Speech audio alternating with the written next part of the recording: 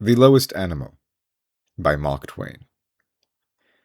I have been scientifically studying the traits and dispositions of the lower animals, so-called, and contrasting them with the traits and dispositions of man.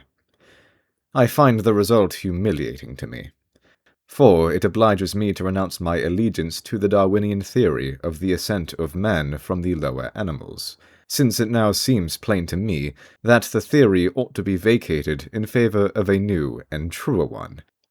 This new and truer one to be named the descent of man from the higher animals.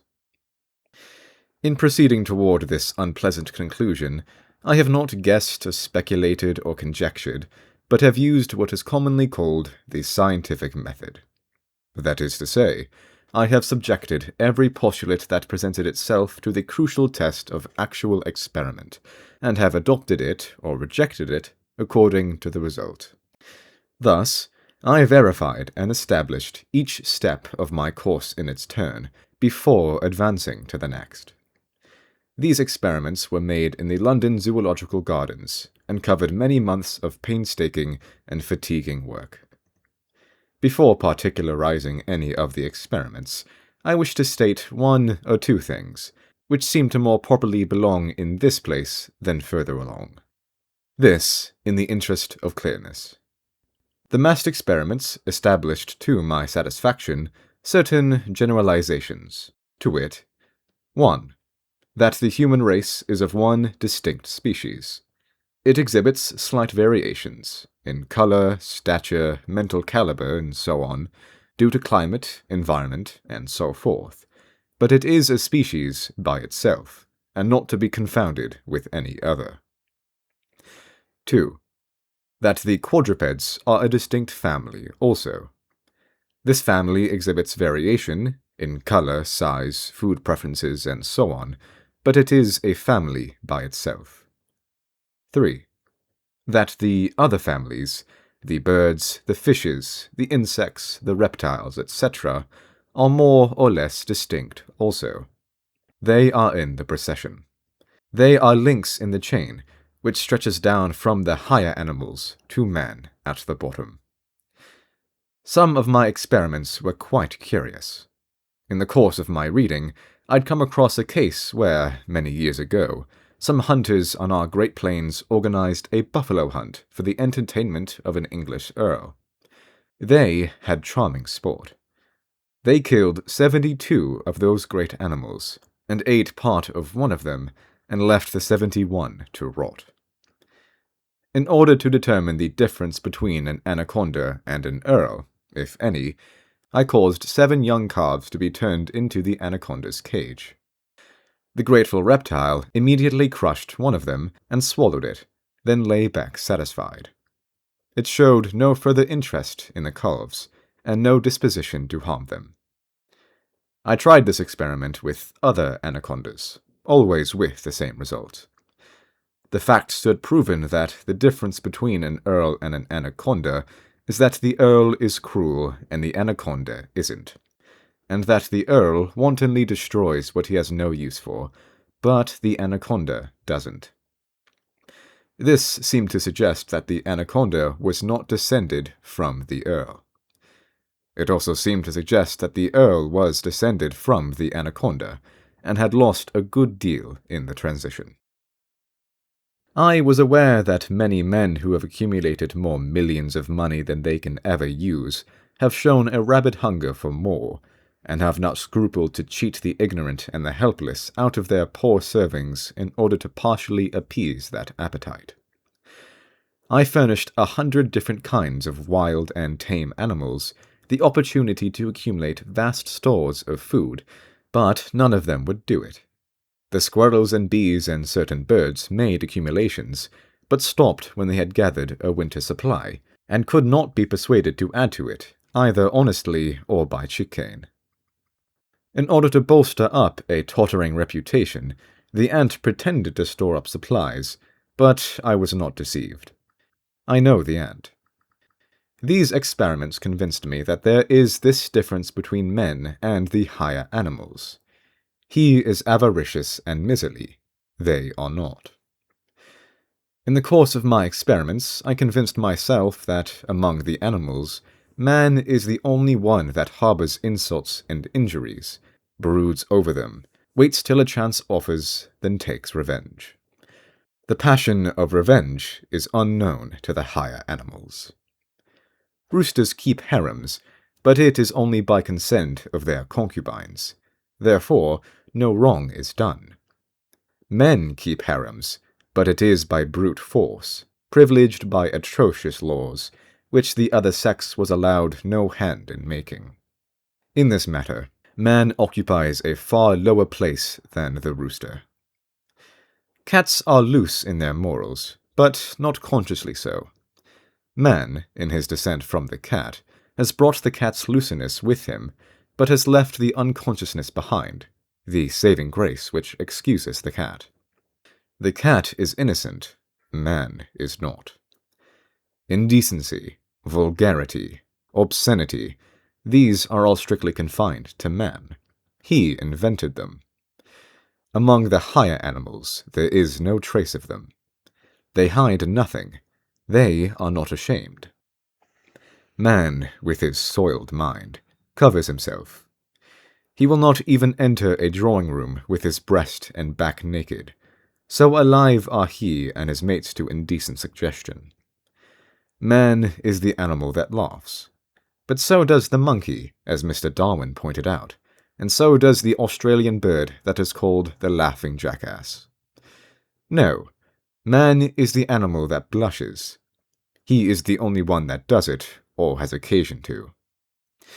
At the head of this article, we see how 3 monks were burnt to death a few days ago, and a prior put to death with atrocious cruelty. Do we inquire into the details? No, or we should find out that the prior was subjected to unprintable mutilations. Man, when he is a North American Indian, gouges out his prisoner's eyes. When he is King John, with a nephew to render untroublesome, he uses a red-hot iron. When he is a religious zealot dealing with heretics in the Middle Ages, he skins his captive alive and scatters salt on his back. In the first Richard's time, he shuts up a multitude of Jew families in a tower and sets fire to it. In Columbus's time, he captures a family of Spanish Jews and... but that is not printable. In our day in England, a man is fined 10 shillings for beating his mother nearly to death with a chair, and another man is fined 40 shillings for having 4 pheasant eggs in his possession, without being able to satisfactorily explain how he got them. Of all the animals, man is the only one that is cruel. He is the only one that inflicts pain for the pleasure of doing it. It is a trait that is not known to the higher animals. The cat plays with the frightened mouse, but she has this excuse, that she does not know that the mouse is suffering. The cat is moderate, inhumanly moderate. She only scares the mouse, she does not hurt it. She doesn't dig out its eyes, or tear off its skin, or drive splinters under the nails, man fashion. When she is done playing with it, she makes a sudden meal out of it and puts it out of its trouble. Man is the cruel animal. He is alone in that distinction. The higher animals engage in individual fights, but never in organized masses. Man is the only animal that deals in that atrocity of atrocities, war.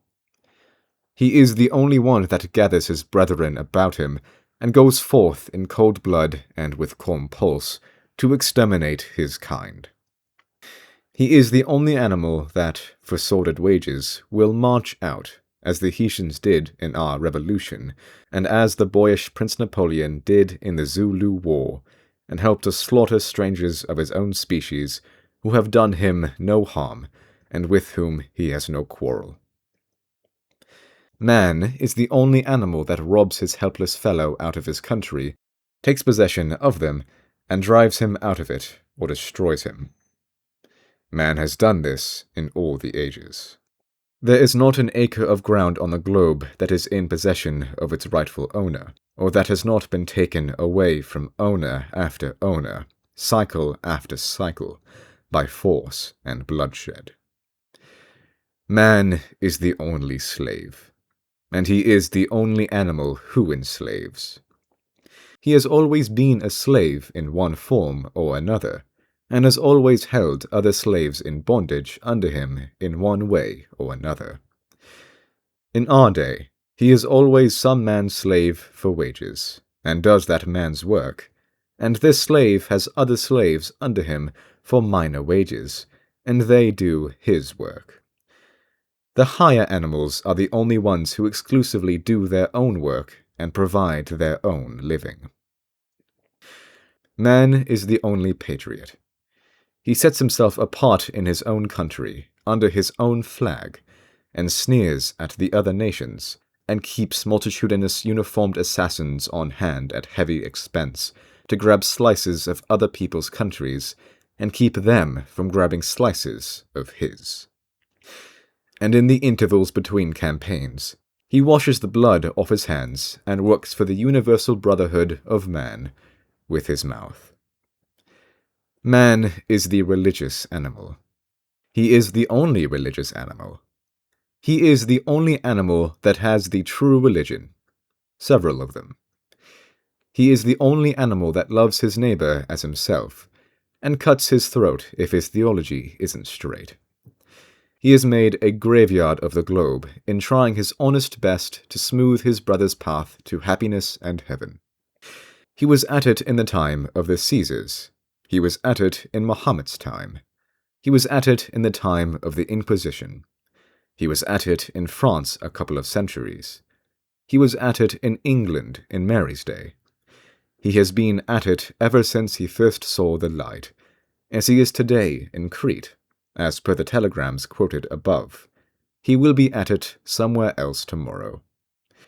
The higher animals have no religion, and we are told that they are going to be left out in the hereafter. I wonder why. It seems questionable taste. Man is the reasoning animal. Such is the claim. I think it is open to dispute. Indeed, my experiments have proven to me that he is the unreasoning animal. Note his history, as stated above. It seems plain to me that whatever he is not a reasoning animal. His record is the fantastic record of a maniac. I consider that the strongest count against his intelligence is the fact that with that record of him, he blandly sets himself up as the head animal of the lot, whereas by his own standards, he is the bottom one. In truth, man is incurably foolish. Simple things which the other animals easily learn, he is incapable of learning. Among my experiments was this. In an hour, I taught a cat and a dog to be friends. I put them in a cage. In another hour, I taught them to be friends with a rabbit. In the course of 2 days, I was able to add a fox, a goose, a squirrel, and some doves. Finally, a monkey. They lived together in peace, even affectionately. Next, in another cage, I confined an Irish Catholic from Tipperary, and as soon as he seemed tame, I added a Scotch Presbyterian from Aberdeen. Next, a Turk from Constantinople, a Greek Christian from Crete, an Armenian, a Methodist from the wilds of Arkansas, a Buddhist from China, a Brahmin from Benares. Finally, a Salvation Army colonel from Wapping. Then I stayed away 2 whole days. When I came back to note results, the cage of higher animals was all right, but in the other there was but a chaos of gory odds and ends of turbans and fezzes and planes and bones and flesh, not a specimen left alive. These reasoning animals had disagreed on a theological detail and carried the matter to a higher court. One is obliged to concede that, in true loftiness of character, man cannot claim to approach even the meanest of the higher animals. It is plain that he is constitutionally incapable of approaching that altitude, that he is constitutionally afflicted with a defect, which must make such approach forever impossible, for it is manifest that this defect is permanent in him, indestructible, ineradicatable. I find this defect to be the moral sense. He is the only animal that has it. It is the secret of his degradation. It is the quality which enables him to do wrong. It has no other office. It is incapable of performing any other function. It could never have been intended to perform any other.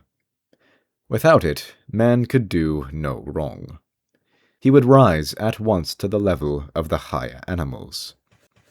Since the moral sense has but the one office, the one capacity, to enable him to do wrong, it is plainly without value to him. It is as valueless to him as is disease. In fact, it manifestly is a disease. Rabies is bad, but it is not so bad as this disease. Rabies enables a man to do a thing which he could not do when in a healthy state: kill his neighbor with a poisonous bite. No one is the better man for having rabies. The moral sense enables man to do wrong. It enables him to do wrong in 1,000 ways. Rabies is an innocent disease compared to the moral sense. No one, then, can be the better man for having the moral sense. What now do we find the primal curse to have been? Plainly what it was in the beginning: the affliction upon man of the moral sense, the ability to distinguish good from evil, and with it, necessarily, the ability to do evil, for there can be no evil act without the presence of consciousness of it in the doer of it. And so, I find that we have descended and degenerated from some far ancestor, some microscopic atom wandering at its pleasure between the mighty horizons of a drop of water, perchance. Insect by insect, animal by animal, reptile by reptile, down the long highway of smirchless innocence, till we have reached the bottom stage of development, nameable as the human being. Below us, nothing. Nothing but the Frenchman.